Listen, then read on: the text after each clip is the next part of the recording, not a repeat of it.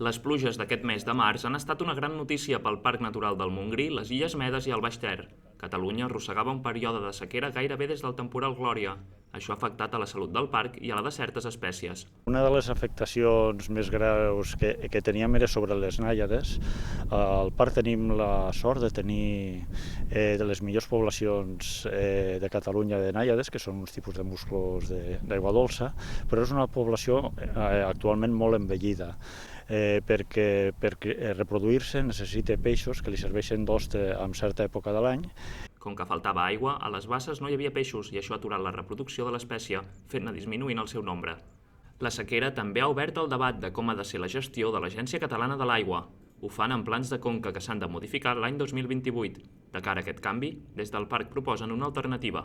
Nosaltres el que plantegem és que el Ter s'interpreti com una sortida principal i després tota una sèrie de recs tradicionals on va escorrent l'aigua i la suma de tota aquesta aigua sigui l'ecològica. Això els permetria gestionar l'aigua per tots els recs que depenen del Ter i, si tornés a haver un període de sequera, mantenir plenes les basses. Ara es comença a notar com creixen els aqüífers i les basses s'omplen. Això sí, per veure com es recupera la natura encara queda temps. A l'espai natural s'hi poden veure espècies com el corriol camanegre, que pateix per la presència humana.